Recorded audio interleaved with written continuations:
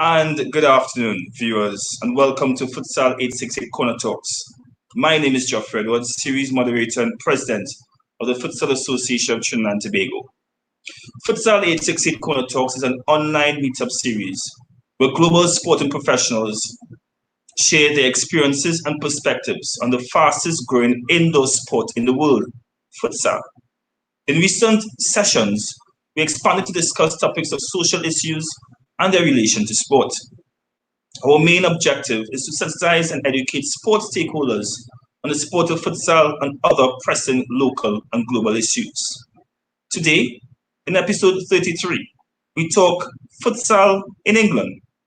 Joining us live from Liverpool is Mr. Peter Sharples, Managing Director of UK Futsal Centre of Excellence Limited, CEO of Liverpool Futsal, and Secretary of the National Futsal League UK. I want to say a warm welcome to you, Peter. How are you doing? Hi, Geoffrey. Good afternoon there, and good evening from Liverpool. I'm fine, and thanks for inviting me on. Well, I know you had to be fine because right now, according to the score that you gave me, is 2-0 in favour of Liverpool against Leicester. Yeah, so you're even better. Yeah, it's pretty good actually, considering the amount of injuries Liverpool football got at the minute, and but you know the quality runs deep within the squad, and the guys all believe in themselves. So yeah, Leicester are a good side, but yeah, very, very, very positive. But to show how serious I am, you know, I'm here talking to you and your audience, and with futsal, and I'm not watching the game. So I want to say thank you very much for that, Peter. Really appreciate that. That's what we're here for. Let's give our viewers an opportunity to see a little bit about who you are as we showcase your bio. Peter is currently the Secretary of the National Futsal League, CEO of Liverpool Futsal Club, as we mentioned, and the Managing Director of UK FCE. You were an apprentice footballer in 1982-1983. I was a very, very young lad then. And in 1983, you joined the Royal Navy and retired as a Chief Petty Officer, qualified as an air traffic controller, both at sea and land-based air stations. Upon retiring, you were involved in business and continued your passion for sports, more so in that of football and futsal. And we are here really and truly to discuss your acumen as a sport administrator, knowing that you have demonstrated integrity and professionalism all along wherever you go. And that actually brings me to the point. I want to say thank you very much again, because you and I spoke before you came to the show, and you really have demonstrated that, which is a very, I would say, unique quality, Peter. But in terms of what's happening in the global sporting landscape, especially when it comes to football and governance, it's a breath of fresh air to be able to speak to someone who have that level of professionalism and integrity. So, to our audience, I know a little bit about you, Peter. Please tell our audience who you are.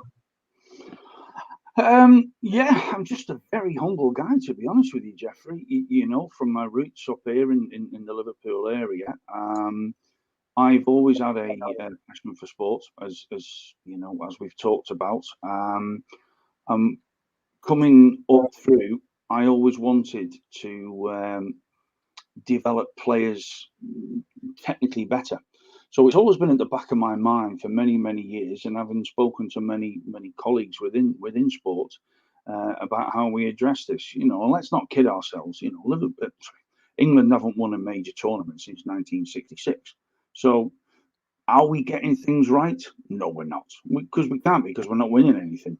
There's a lot of good work goes on behind the scenes, but not enough, and we need to change this. So where my drive comes from all these years is getting futsal into the youth age, 6, 7, 8 years of age, and developing players better technically, so they're able to adapt to futsal through the latter stages. And this sort of development tool angle, which I don't really like, it helps you to become a better footballer, obviously. But you know, futsal's its own sport and its own right, and as you rightly said at the start of the show, it's the biggest growing indoor sport. So, from my background and all my community coaching that I've done over the years, I'm very much led as a person by giving or trying to give the benefit of not just my experience, but the people within the network that I work with, and to give it back to the children. And I think it's even more relevant now than ever because of this COVID pandemic, and certainly with the health issues that are coming along. I mean, I had COVID. I got it just before Christmas, and I spent 9 weeks very seriously ill. And I've still got a few after effects of it, you know, all these months later.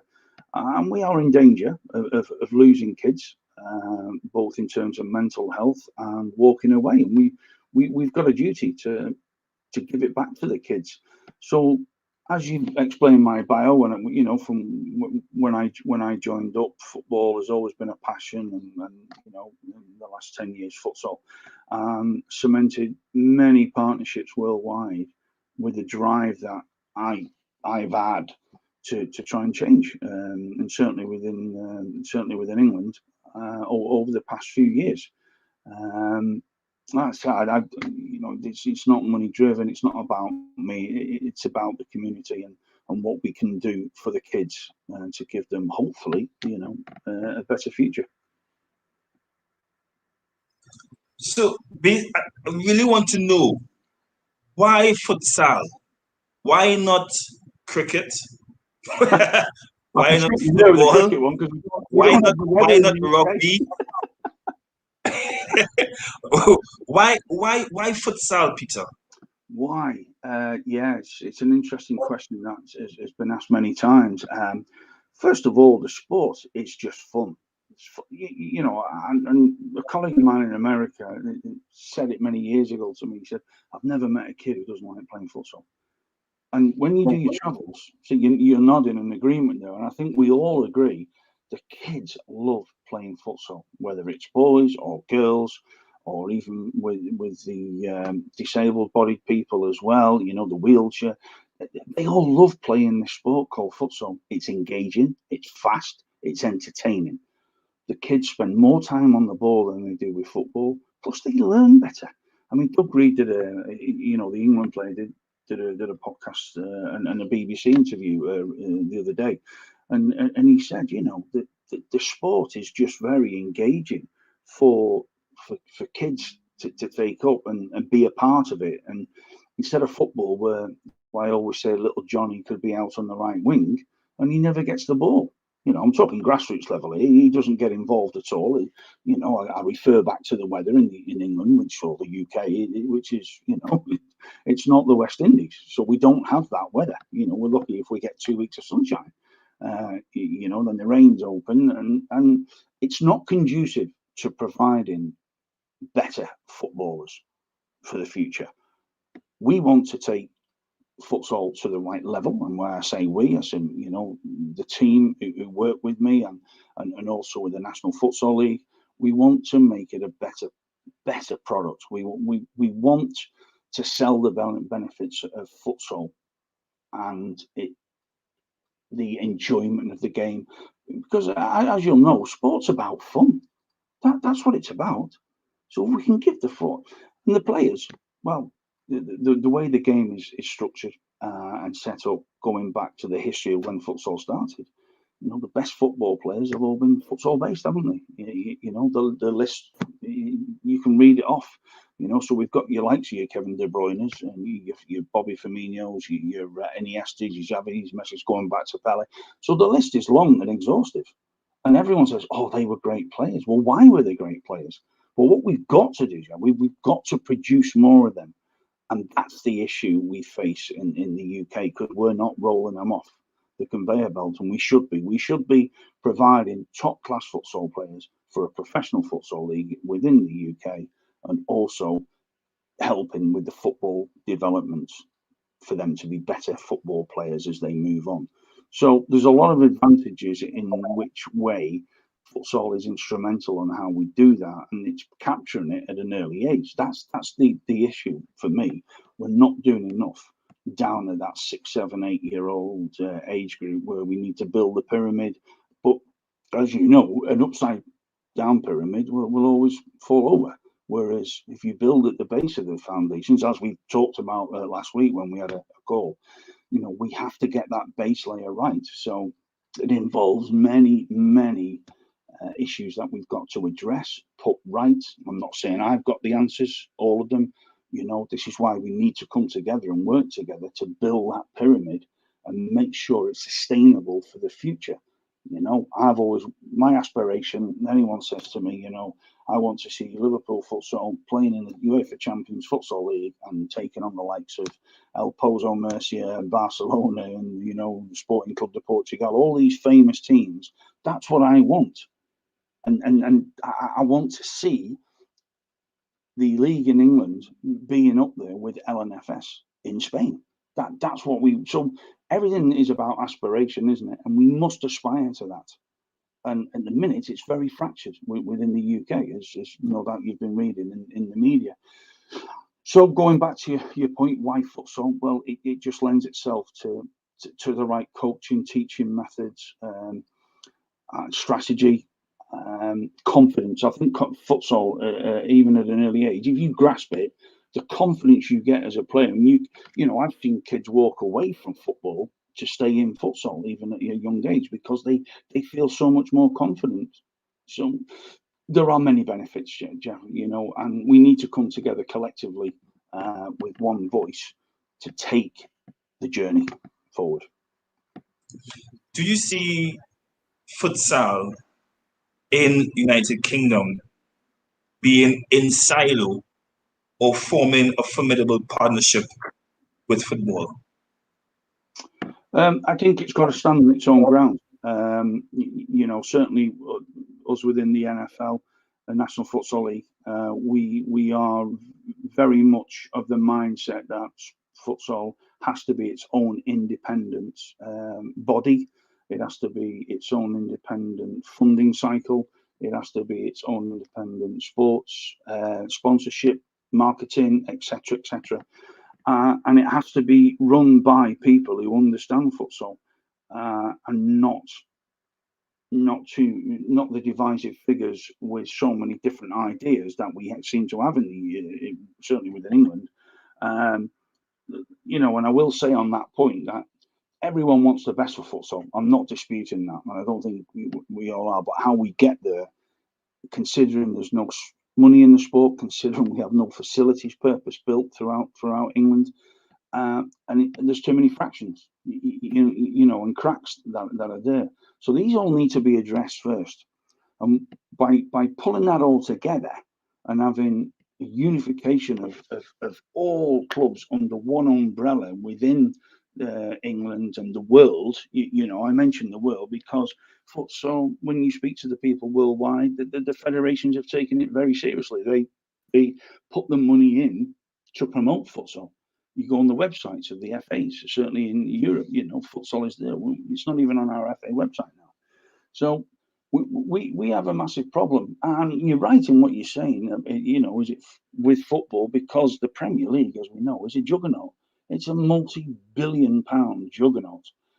And I think why we've also stalled is football, people see it as a threat.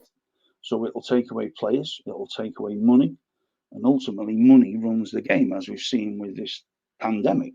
The amount of money that clubs are not getting through the turnstiles, through merchandise sales, etc., all the spin-offs.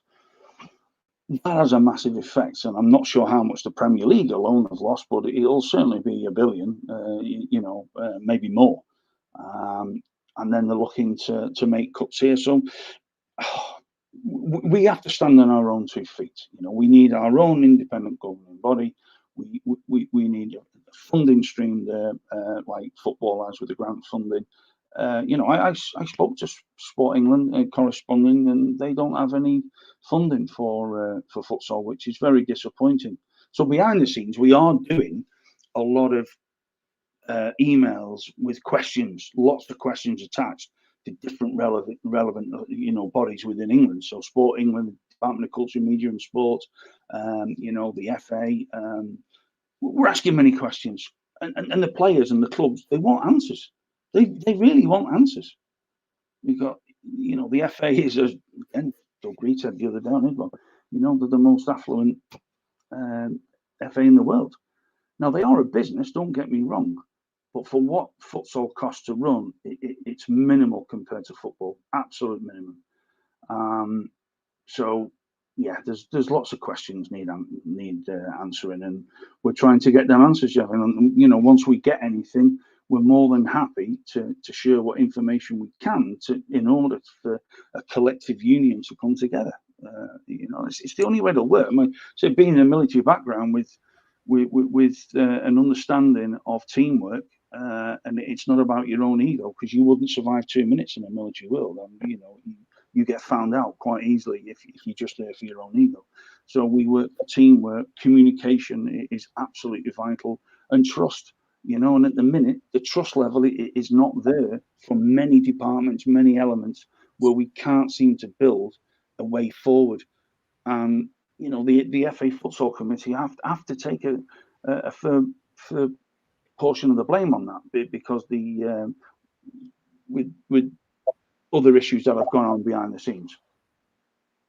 If we were to look at the city of Liverpool, based on what you're saying, and consider a microcosm of the UK environment, how does this logo, Liverpool Futsal Club logo, is closely represented and very similar to the Football Club of Liverpool? How is there a divide between the two organizations? And how do you all, if not, how do you all operate within the same space as regards from grassroots to elite, considering that you all are trying to get the attention of the same football fan and also the athlete? Well, the Liver Bird was already there from when the futsal club was set up by Ronnie Johnson, who's the chairman of Liverpool, and he's also the chairman of the National Futsal League as well. So the Liver Bird belongs to the city of Liverpool. It's not anyone's to personally own. We are very respectful of Liverpool Football Club. We've had meetings with them over different areas, and I can't say any more than that because we are signed to confidentiality agreements, and not in a bad way. It's just in a confidential way. We are massively looking for support from everywhere, even more so now with the FA's withdrawal of funding and pulling the England teams. So yeah, we aren't part of Liverpool Football Club. We're not, so that is, we have that Liver Bird, and we are Liverpool Futsal Club. We don't advertise as LFC, so there's no infringement rights, copyrights, etc., etc., etc. But we are very respectful to Liverpool Football Club. They've wished us well. We've had talks with the LFC Foundation about trying to integrate futsal within the community and the schools. That's where we want to. So we are doing lots of work behind, but it's not on the back of Liverpool. So, and I must stress that we are about futsal. This isn't about football and using that. We have to be standalone to have any future. And my years of working behind the scenes in how I view this, it's going to take the futsal fraternity in England to come together, be united as one front. Then we represent one organisation. The players have a voice, the clubs have a voice, and gradually that brand then can grow. So people will identify with the Liverpool Futsal Club. They'll identify with Manchester Futsal Club. They'll identify with Oxford City Futsal Club. They'll identify Leicester, who have a great youth set up. Leicester Futsal, magnificent job they do down there, as do all the other clubs. Don't forget, everyone's a volunteer. No one takes any money for this. So, and there's another easy. I could have been flippant at the start, but I didn't want to be. And there's another massive separation. Liverpool are the most successful team in England, and they are currently the best team in the world.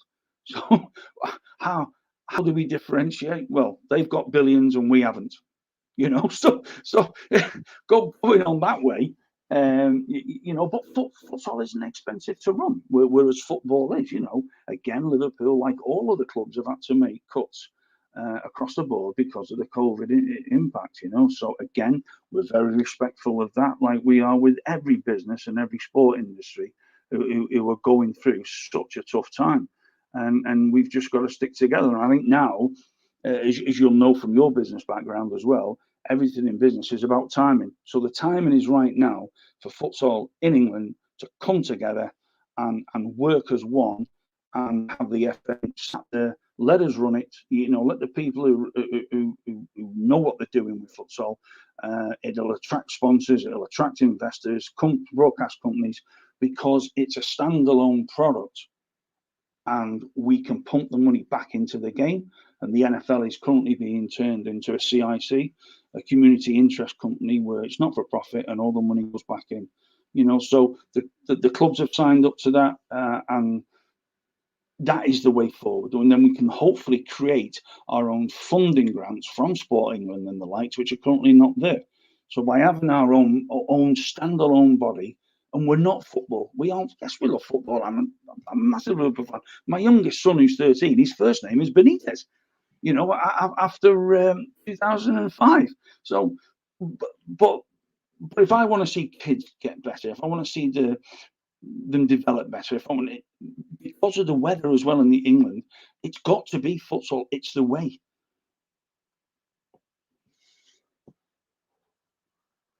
Before we take a break, we want to take a quick highlight as regards to seeing Liverpool Futsal Club in action. And this goal comes from the last line of defense or the first line of attack. Let's take a quick look.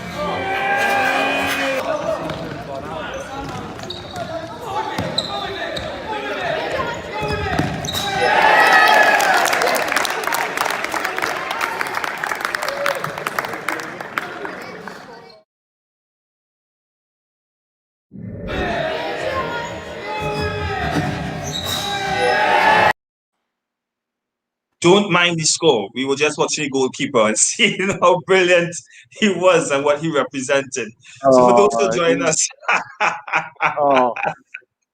what a thumping. Mad Marcus. Great display from him, noting, as I said before, last line of defense, first line of attack, and he really showcased what futsal is all about in terms of getting every player involved. Yeah. We're going to take a quick break.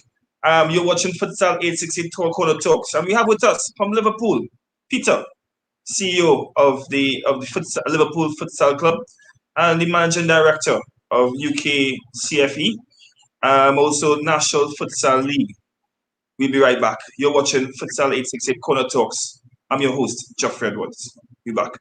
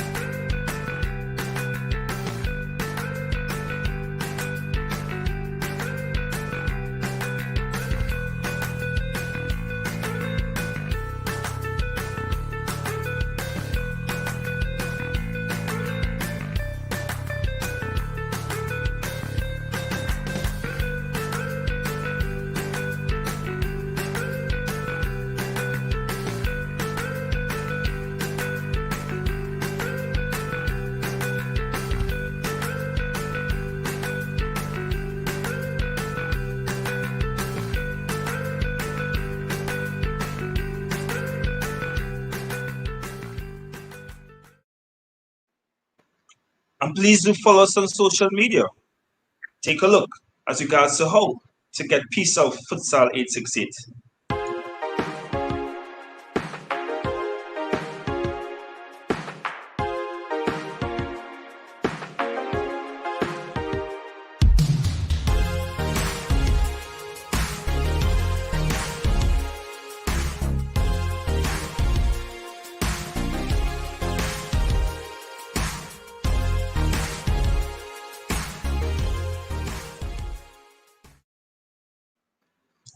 Like, follow, subscribe, and definitely share as you join the movement Futsal 868. Episode 33. We are here with Peter from Liverpool. So, Peter, in this segment before, you spoke about yourself, give a little history, and explain in detail why you choose futsal out of all of the many sports that England, United Kingdom is known for. In this segment, we want to speak more to your organizations, but I want to deal with, before I speak to your organizations, I want to deal with something that has been in the news for a while as regards to the FA, the governing body, the national governing body for football and its variants in England, removing funding from futsal and also national teams' participation in FIFA activities. To me, it's very interesting because England was where the codification of the game of football took place, and thus through, as history will recall, the the movement of the English to different parts of the world is where the sport of football, which is now the greatest sport on the earth on the world, have spread. And now you're talking about removal of funding from one of its siblings. It's some people might actually say one of its children in that of futsal. What are your thoughts to this action? Yeah, it was. It's very disappointing, and I think I mentioned it earlier on about the also the FA pulling the England teams as well, which it's a bit of a kick in the teeth for all the England players and all the coaches and volunteers who've given up timeless, effort for nothing, no reward. It's purely the passion. I think I need to say, ultimately the FA are a business, so with COVID being so what's the word I'm looking for? So instrumental in how we are living our lives at the minute and how many businesses are affected. They've got to make cuts like like any other organisation. They are the most affluent FA in the world. They stand for a lot of symbolic governance and are highly respected, and quite rightly so.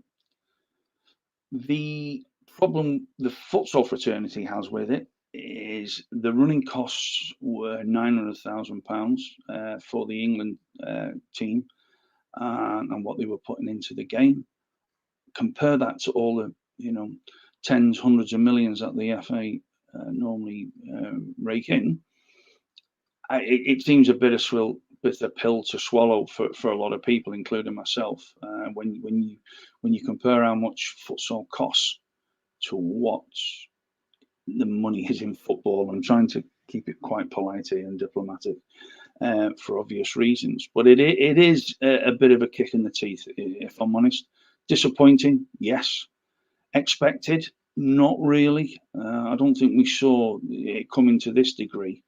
I think if they had dropped the input from 900,000 to 450,000, I think most people could have lived with it. It's just in the nature how it's been done and how it's perceived in the futsal fraternity.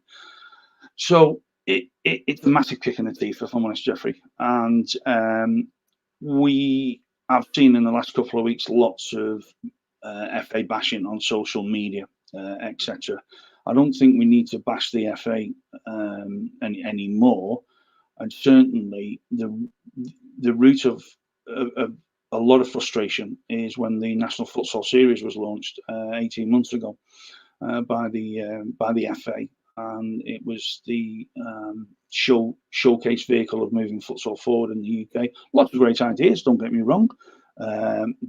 Better match day experience, better venues, but that takes capital investment, which there are still no purpose-built bespoke facilities out there to challenge the likes of LNFS and Portugal in that futsal fraternity.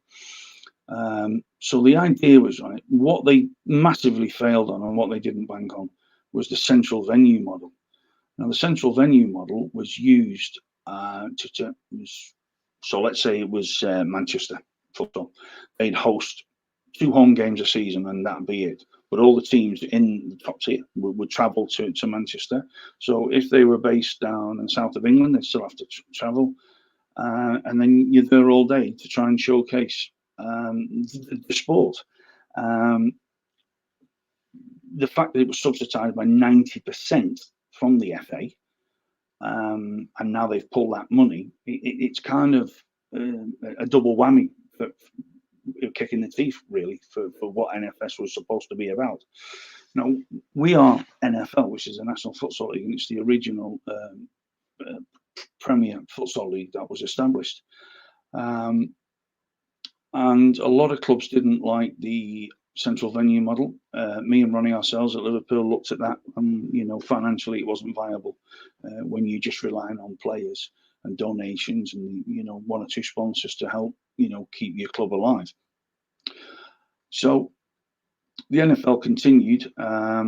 The old NFL committee, sort of semi-retirement, illness, after many years, a new committee was elected, and they've done a great job last year. And I think it's been acknowledged by the futsal fraternity in England that the NFL has certainly upped their game in last season in what we're trying to achieve. So big thanks to the NFL committee for doing that, and quite rightly it's been acknowledged. So that split that is there. The FA Futsal Committee, essentially they've been given the job of steering, futsal within the community, and for us all, it's been a poor job, and it's very divisive. What we at NFL, and certainly why I accepted the nomination proposal to be secretary of the NFL, was that my drive is to unite futsal in England, get all the clubs under one umbrella, and that doesn't have to be NFL. I'm not precious about the NFL name. What we're precious about is uniting the futsal fraternity, getting us under, get the pyramid built, build the foundations with youth, get good partners in, good recognised sponsors. Let's engage with the community. Let's engage with the public. Let's engage with the disabled. Let's help them. The mental health. Let's help them through the game of futsal, and hopefully rebuild that pathway for the England team to come back in line. Because if someone came in now and let's say they had £1 million just to throw in, I can do that. I can get the England team going again. Well, that would really go against the grain, because it would all be about the FA with England again, and that's not the issue here. The issue here is getting everyone, all the teams under one league, under one umbrella. We could call it the Jeffrey Edwards Futsal League, if for want of a name, we could call it that. But it has to be run by people who understand futsal. There's got to be a certain business element in it as well, with how we produce and how we image ourselves, and it's about the products. And I spoke with Maria from LNFS 2 weeks ago, who's the head of commercial at LNFS and been there for 21 years, and she said it's your product. You've got it. That's where we started. Well, how can you build a product when there's so many split divisions within this futsal fraternity in England? It's just divisive. There's too many egos. It's self-centered a lot, and it's for themselves. So in one way, you could actually say, if you were an outsider looking into the futsal world, you could clearly see why the FA might have gone, do you know what, that's too fractured for me. Let's pull away from that. So what we've got to do, we've got to regroup, and we get this opportunity now where, because of the coronavirus, sadly, but we have an opportunity here to come together. We've put proposals to the NFS, and they put a statement out that they are tier 1, tier 2, etc., and that's where they want to be. So there's not a lot we can do about that. What we have to do is build NFL into the premium brand futsal league in the UK, and with all the work that I've done over the years, and all the sporting partners and who've seen the vision that I've had and how we drive it. And it's all, as you know, it's about the personnel. You get the right personnel around the table, you can drive your product. Absolutely, there's no issues with that whatsoever. But but it's fractured. It really is fractured. And I sent you a summary earlier on today and points that, if anyone wants to send questions in, I'm more than happy to give them feedback on how we view, because it's quite lots of points in there, and I don't want to bore people with it. But there is a lot in there, in that information I sent, that has to be taken on board. The running of a futsal club is between £10,000 and £20,000 a year. So where do you find that if it's a split community? Where? Who wants to come in? They don't.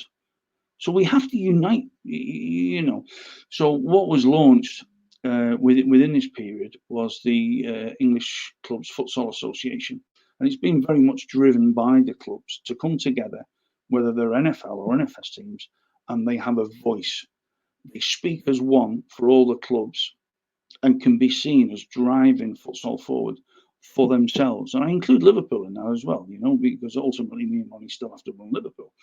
So by all the clubs coming together, and there's an interim committee on it now, and it's the head of York Futsal, Manchester Futsal, Simon Wright, junior at York, Roberti, and Mark Pacitti, who's the interim chairman.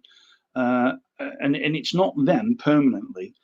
Something had to be done, and what the clubs have done have said, look, we want a voice, we want to do this, because of the fallout from that. So we go back to your first, what you said about the question on the first line is the fallout from it. This is what's happened, and they're not happy, and quite rightly so. So there is a feeling of unity, getting together for the clubs. There is a feeling of, listen, this isn't the end. We've got an opportunity here to straighten it all out. Let's go again. Let's be an independent, standalone sport, and we can move forward as a community. And a lot of that is through education. And bad publicity kills everyone, as you know, Jeffrey. It's no good. And what's been happening over the last couple of weeks, I think that now it's done. The FA won't reverse the decision. It's a money-based issue. And we now have to look at how we go forward. So we weren't reliant on FA funding at the National Futsal League, self-sufficient. And I like to think with the work that the committee have done, got a really good committee who believe in the passion for the game to take it forward. We share lots of ideas on a daily basis. Should we do this? Should we do that? Should we speak to them? What about this? Which are all great. And that's how you can move forward, by everyone having a little expression of what their views are. But one thing that is absolutely crystal clear is things have to change. Because if they don't change, they stay as they are. And as they are, they ain't working. So we've got an opportunity here now to take us forward, get everyone around the table, all the input from the clubs. Let's talk to sponsors, let's talk to broadcasters, little small incremental steps as we grow as a brand, and ultimately let's give the kids what they want. They just want to kick a futsal ball, don't they, and go back. But we have a duty to make that happen for the kids. We do. If you want to be involved in sport, you want to put your head out there, you've got a duty to take some lead role in it and be accountable. If I mess up, I'll apologize. I haven't got all the answers. I never said I did. But we do have to. Because you've asked me a couple of questions in private as well, and I'll say to you again, you have to work together. You just got to. As you speak about working together, we have a question from one of our audience members that we would like to pose to you, Peter, and you could be able to answer accordingly. And it comes from Mr. Richard Goddard, who says he got in late, but good afternoon nevertheless. How has the futsal program affected the national football landscape, youth players, and what has the biggest drawback been with football's loss association with futsal? So I'll leave this up for you for a little bit so that you can take a quick look at it, Peter, and tell me once you get it and you're ready to answer, let me know. So we can move on as regards to. I appreciate your question, Richard, and good afternoon to you. No problem that you got in late. How was the futsal? Can you put that back up again, please, Jeffrey? Yeah. Not a problem, of course. How has the futsal program affected the national football landscape? Well, it hasn't, because of the split with what was between NFL and NFS and what was created. There's been this divisive problem for 18 months, and whilst the FA have tried to implement grassroots coaching, courses, etc., to engage, it's not been successful. It hasn't, and there are lots of flaws with it. The biggest problem is, and I will always come back to this, as we talked about the other day, is facilities. We can talk for the next two weeks, Jeffrey, but I will still always go back to the catalyst for moving forward is purpose-built facilities, either brand new or finding an existing structure that can be retrofitted out. Get some grants from local councils. So hence why we're turning the NFL into a CIC company, to be able to, go into that field and hopefully create that futsal pot, if you like. But I don't mean it just to line everyone's pocket. There has to be a cut-off point where clubs are just reliant on handouts.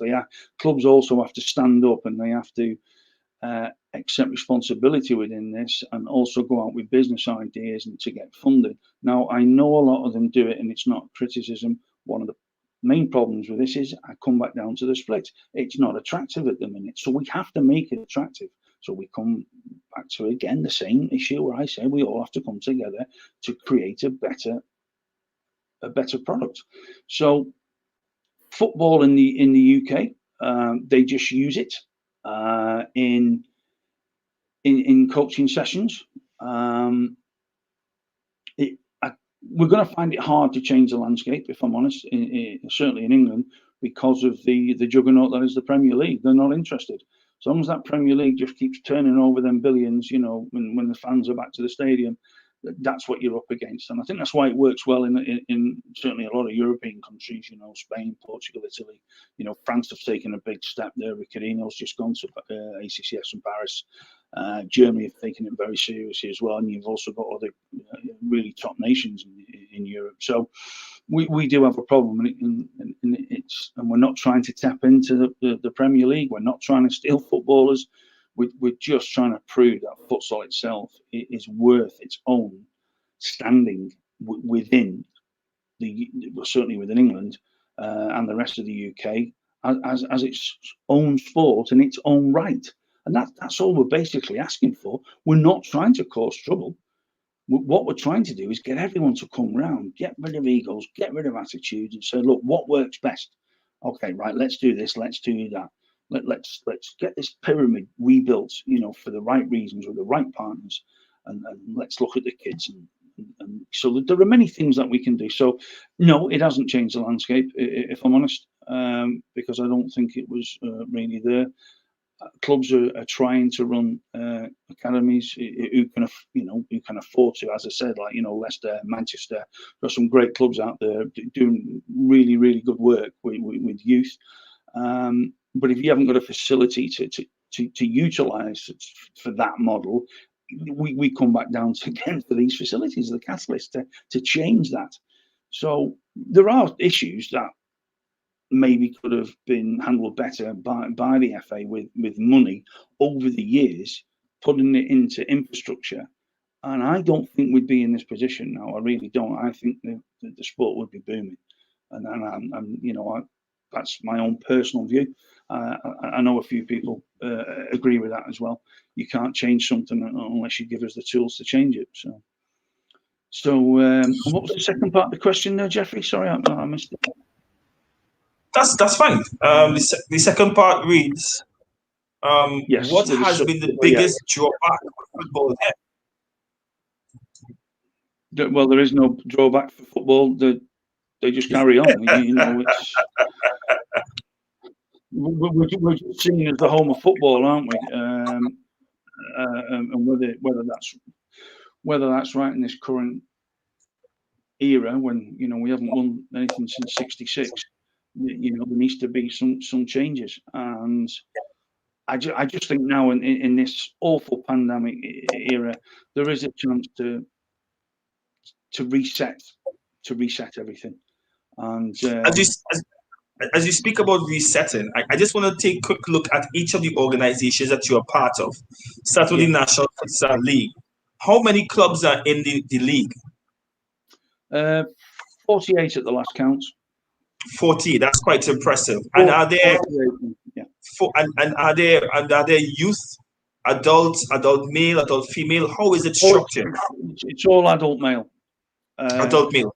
But then clubs also have female teams and also kids teams within that setup. Right. And this not all clubs, by the way.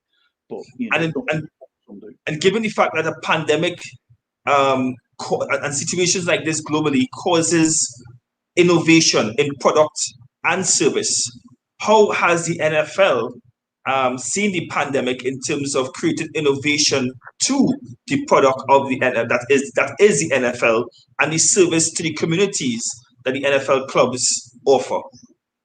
Well, we've taken a very serious approach to it. In all fairness, and the reason for that is because of the split, the FA removing the funding. We're being looked at because we were the original. I say we, the NFL was the original vehicle for futsal, and I'm not saying it got it right. And, we still make mistakes every day, and it's how we learn from them to move forward. So we've actively encouraged clubs to come forward with ideas. I've said on update emails, if anyone needs any help or any advice in any specific area, whether it be recruitment, whether it be financial, we have got a list of people, experts that we can put them in touch with, how to guide them through this. And it's heartbreaking when you get the emails back and saying, "Hi, Peter, we can't do anything at the minute. We can't do this, we're really struggling," and it just breaks your heart because we've had nothing as futsal to support the futsal fraternity in this pandemic, which I think alone is very, very, very sad indeed. So we are very proactive in talking with the clubs and getting feedback from them, and I always try to be as blatantly honest as possible. If it's something we can't do, I'd sooner tell them, "Listen, we can't do that at the minute," as opposed to, "Oh yeah, we'll do that in 5 weeks. Yeah, don't worry about that." I don't want to give them false hope, because I think they all realise the seriousness of the situation that is out there now because of the pandemic. We have, I think, some like, let's have a look at some figures we've got here. We have a population of 56 million compared to most other countries. So we've got that base. So you can ask again, why is it not working with that base? Sport England estimates 29% of men, 17% of women participate in more than 150 minutes of sporting activity per week. So again, why is it not working? So I can go through all these examples as I sent you. With those figures that you mentioned, how much of those figures is attributed to futsal participation, if it is that the NFL has captured any of such? Zero. And that leads me to a point, because whilst attending the Montfort University in Leicester, the Queen Elizabeth II Leisure Centre was literally 5 minutes walking distance from my dorm. And it was very interesting because you had pickup futsal games, you had futsal competitions, but at the same point in time, that one auditorium also was marked for numerous other sports. So therefore, you had to battle for other sports. And from what I have noticed, what I have known is that this is basically the problem across the board for in England and United Kingdom, whereby in terms of public-private partnerships such as schools, futsal is battling with other sports.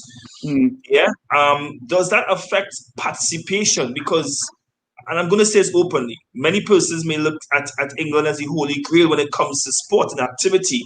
But from what I observe, and more so for futsal, having to compete with other sports when it comes to facilities, does that affect your participation with that data of being zero?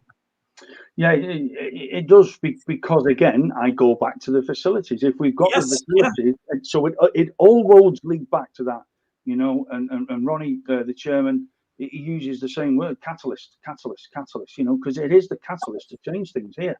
So we need to have some sort of opportunity created by a financial institution, whether that be a commercial lender, etc., etc. And we get a couple of specialist financial men on it. I've got plenty of them, and we can tailor it to each club. So if a club is out, in not a well populated area, they probably only want one large futsal court, which can be split into two, to yes. make use of the kids. But like in Liverpool, we need 4 National League pitches, so we can split that into 8 for youth. Obviously, based on the stuff that I've sent you've seen how that model has been created, and how you look at other revenue streams to support that. So, whilst the participation figures would they are good, don't get me wrong, but we could treble them overnight if we knew some new facilities were open, or retrofitting out some like an old B&Q warehouse or something like that, that can be turned into, because a lot of these facilities will be closing now because of the COVID. So I think there's an opportunity there to maybe look at a funding pot that the government could allow Sport England and say, okay, there's a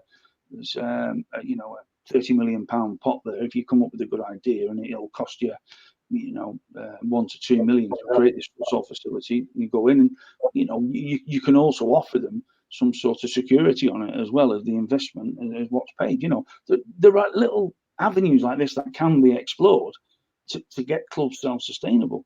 But we have to educate the clubs as well on how to run them. It's a bit like the fit for purpose, isn't it? If that director is fit for purpose from that company when he buys this football club, etc., etc. So, we would have to make sure that was regulated and it stood up based on that business plan and that financial model, that revenue stream, that cycle. But I mean, you know that as well. You're a clever man, so you understand what I'm talking about here.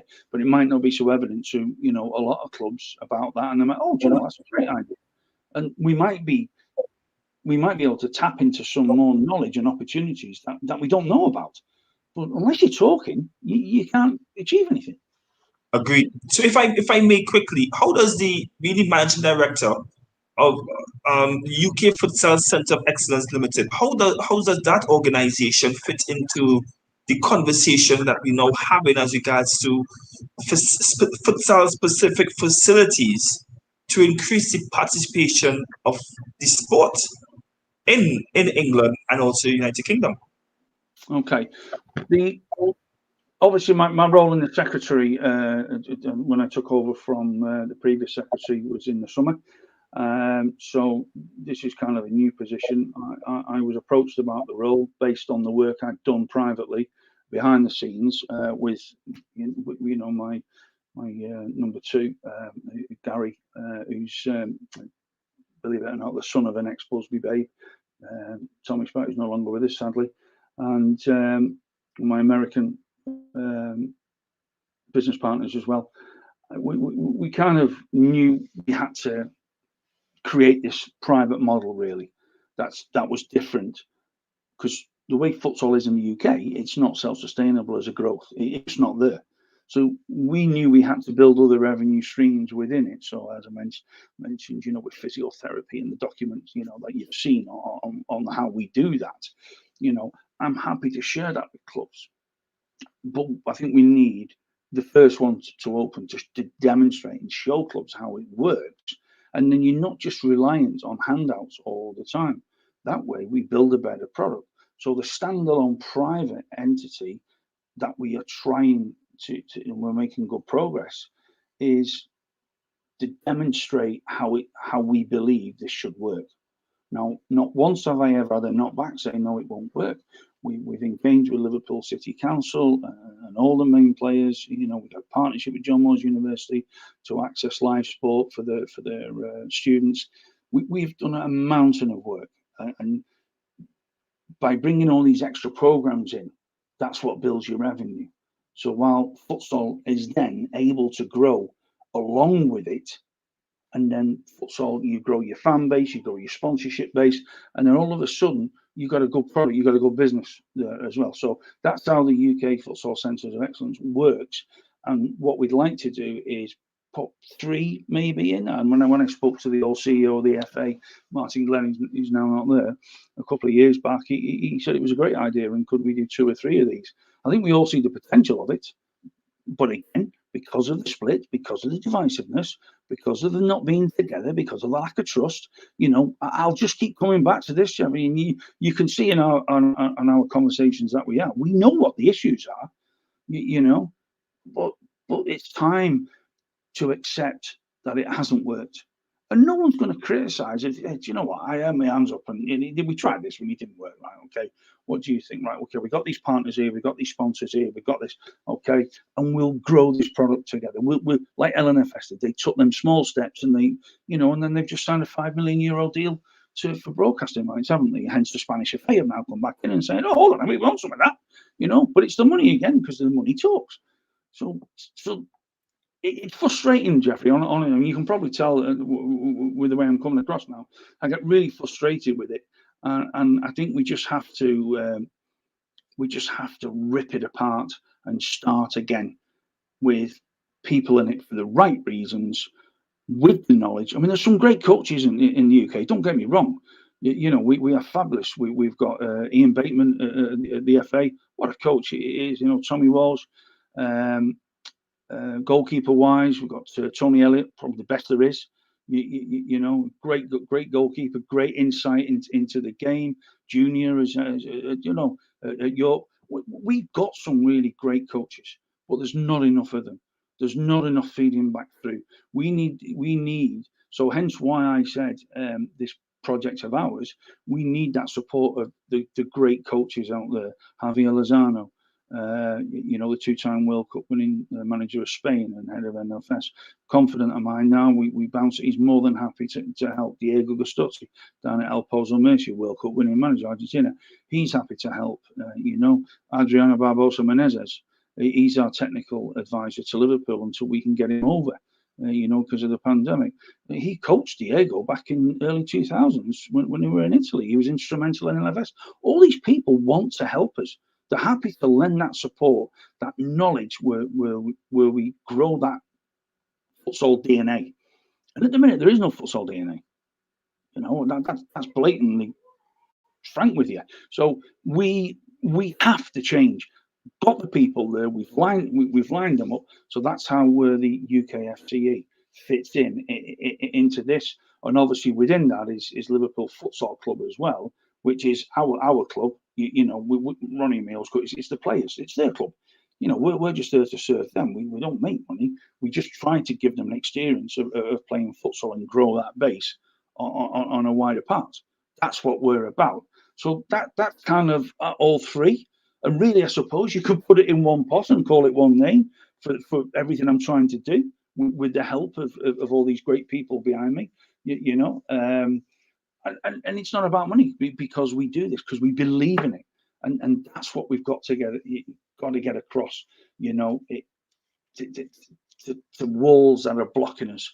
We are trying to do this for the right reasons. It's very interesting to hear from the source as regards to what's happening in, as I will name it again, the holy grail of football, and in some regards other sports, that is England, to the cause and effect of futsal. We could go on and on as to speak about this topic, and we have done such many times, Peter, in the past. But we're going to take a quick break and get to your thoughts as regards to the advice to the Caribbean in developing the game of futsal, for which, based on the things that you have mentioned that England is not doing, we can be able to write it down. But I just want you to be able to, step by step, give some advice to some of our Caribbean viewers as regards to developing the game of futsal. We're going to look at the 2021 FIFA Futsal World Cup predictions. And in your opinion, who are the future star countries of the game of futsal? For those who have joined us, you are watching Futsal868 Corner Talks with Peter. And Peter, please do tell us the score when we are back, when we come back, as regards to Liverpool versus Leicester. There has been a change. So we'll be right back. Cool.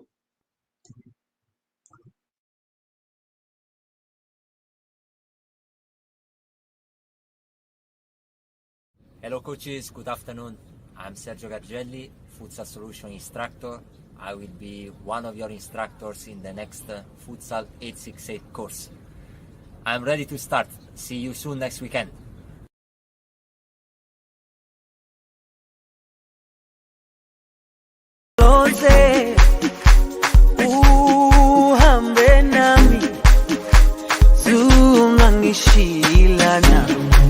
Jerusalem, ikayalami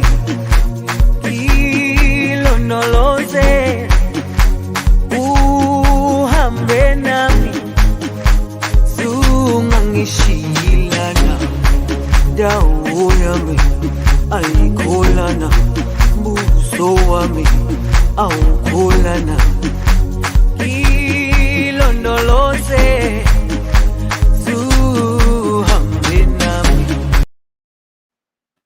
So that's, as always, catch me dancing every single time when it comes to Jerusalem. And we are back with Peter, who, what's the score, Peter? Liverpool versus Leicester? 3-0. Bobby Firmino, wonderful Brazilian. I can't believe how much stick he's had, about he doesn't score. I mean, he's a catalyst to how we play. So, for me, first name on the team sheet, the work he does, and he comes from that soul background as well. Yes, sir. Yes, sir. So yeah, I mean that's a good result. And I know you were skeptical before the start. So yeah, I was. I really thought that Leicester was going to put it to you all, with all the amount of injuries and layoffs you all have. It's amazing to be able to see depth that you all also have, and another one for Klopp, against Rodgers. Yeah, so it's a great battle that's going on there. That is creating there. But as we come to a close to episode 33, Peter, and I want to say thank you very much. And I want our viewers to understand that Peter and Futsal 868 would be having a relationship in the future. And stay tuned for a lot of the things that we're going to be revealing to Trinidad and Tobago and also the Caribbean as to our partnership. So for those who are looking on in terms of administrators, coaches, referees, and even players, stay tuned. But even with all of the issues that is happening in England, there's still a lot of opportunities, and we're definitely going to be able to create such for all that will be part of the Futsal 868 brand. So, Peter, as we said before in this segment, we want to speak to you as your recommendations to the Caribbean, because we in Trinidad and Tobago, we are young. We are quite young as an organization in terms of who we are, what we do, and how we do it.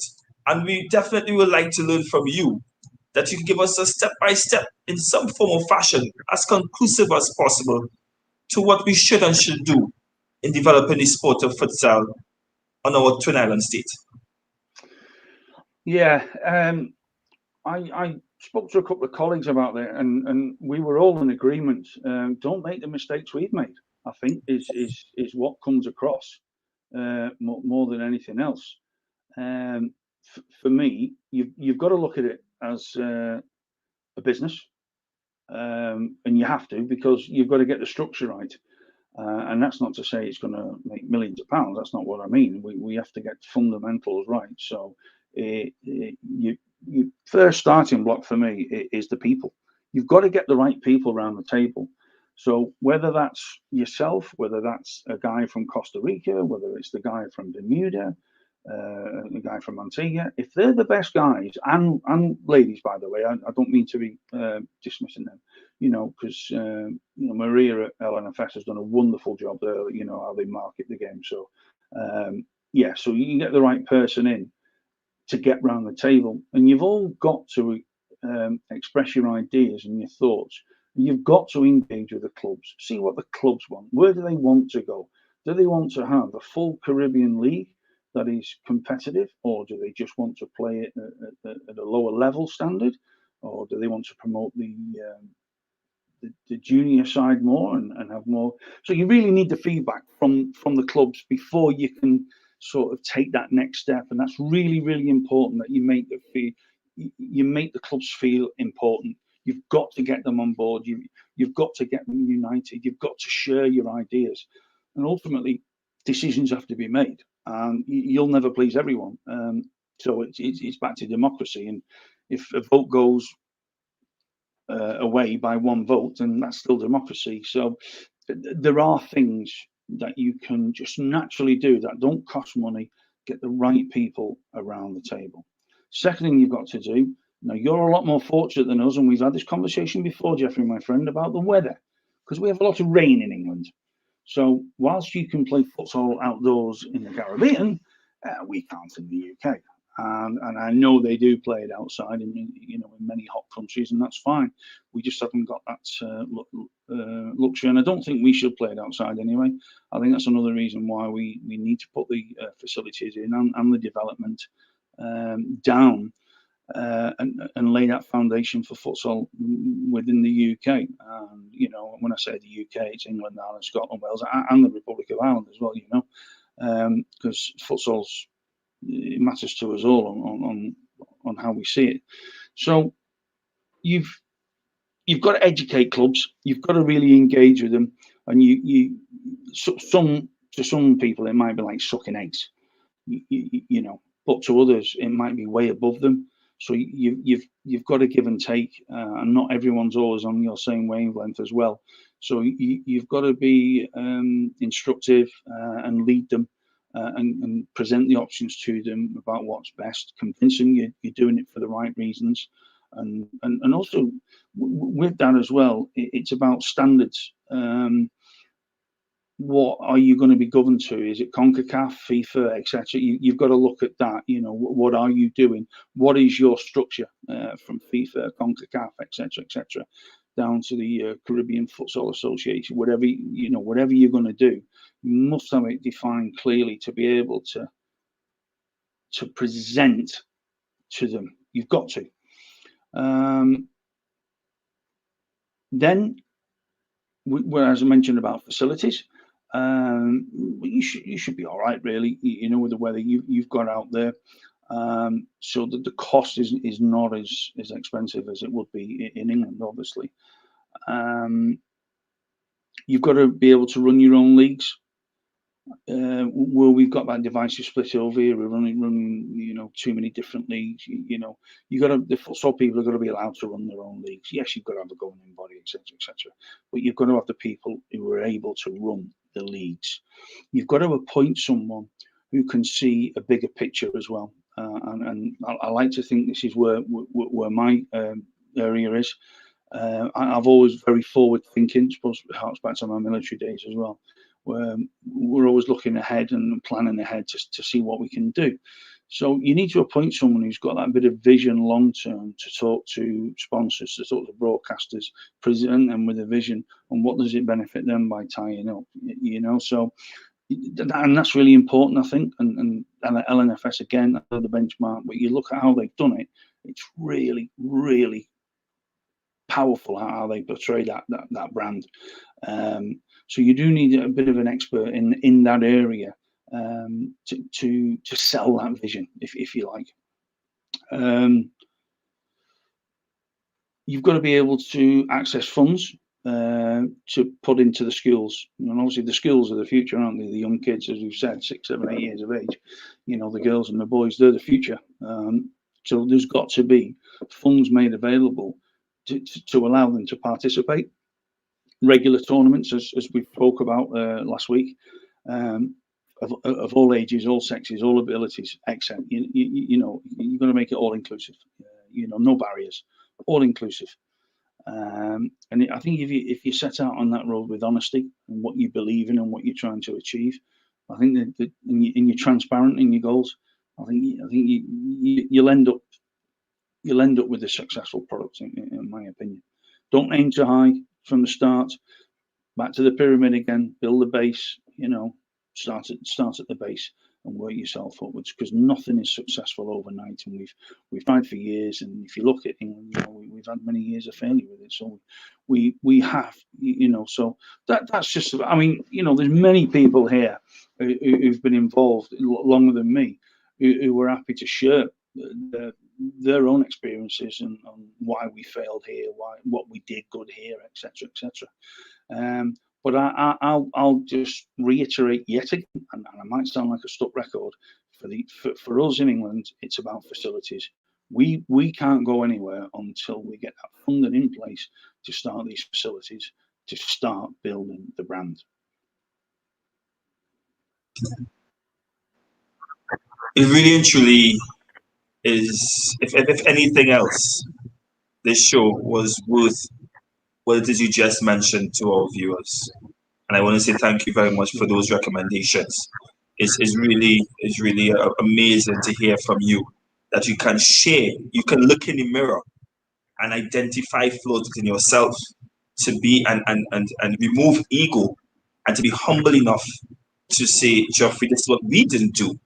Viewers, this is what we didn't do, and this is what we ask you not to do, to be able to make your jurisdiction and futsal within your jurisdiction better. I want to say thank you very much for that. And as we have our last question before your closing remarks, tell us, who are your top 5 World Cup teams for the 2021 FIFA Futsal Men's World Cup to be held in Lithuania? Oh, what a question! What a question! I mean, we got to end it off in some nice way, you know? No. Oh, well, given my friendship with Diego Gustosi, who won it last time with Argentina, I suppose I'd definitely. I don't think he'd speak to me again if I didn't back Argentina to retain it. I think it'll be tough. I think it'll be really tough.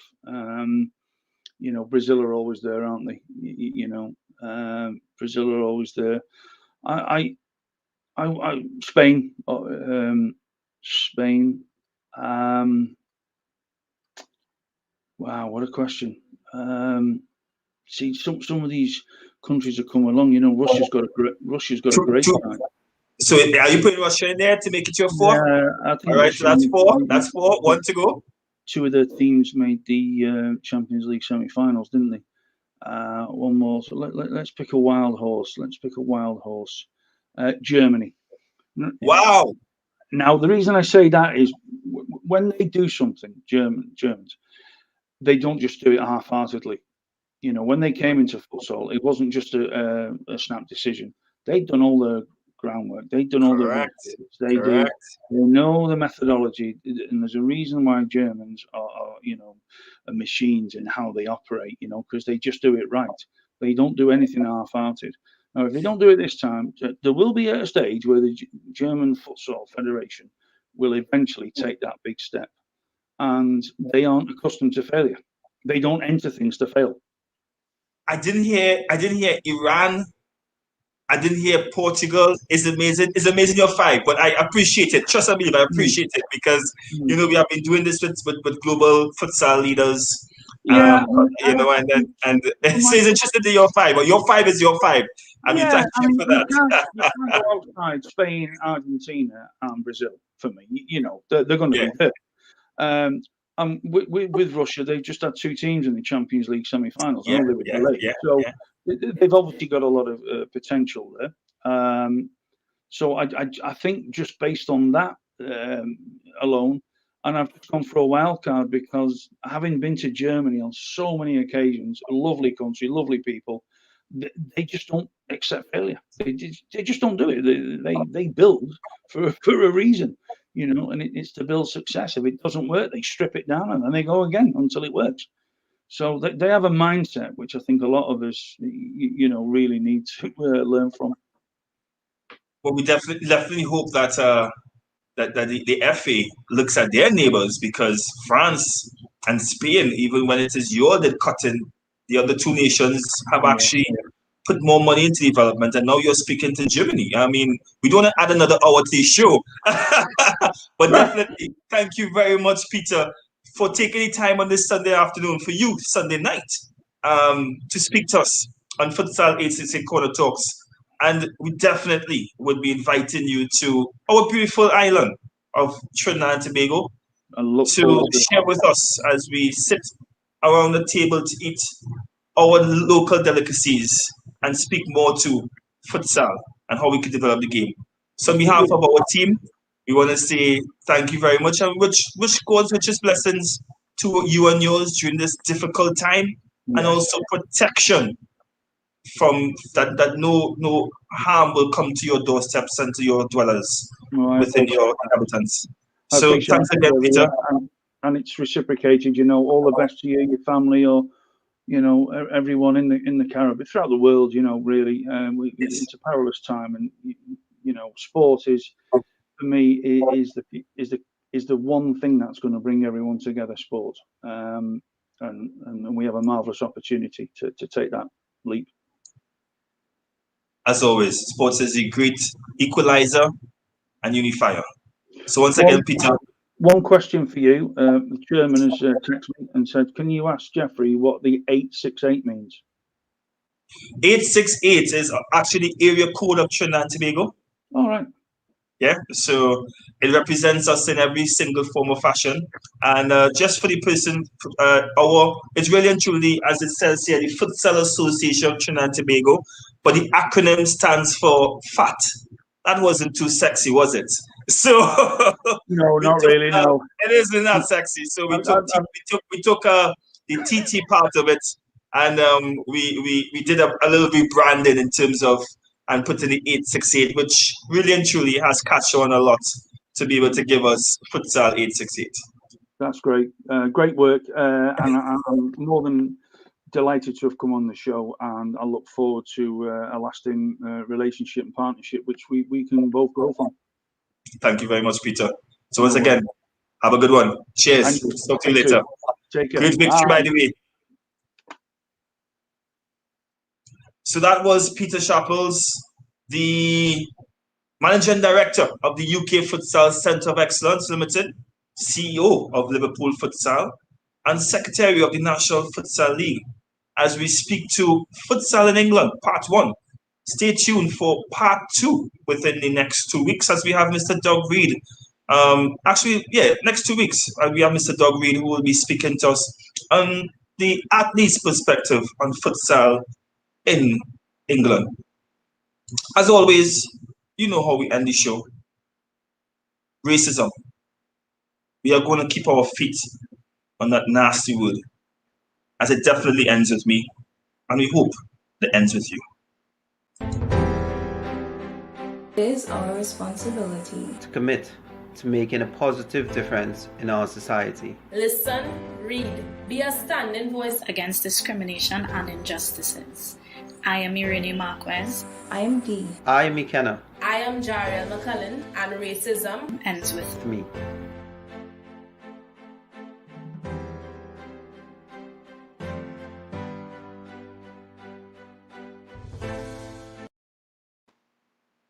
It certainly does end with me.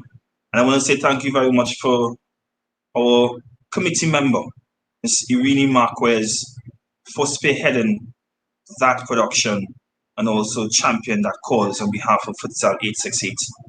On behalf of this organization, I want to say thank you very much for watching us and being a part of another beautiful episode of Futsal 868 Corner Talks.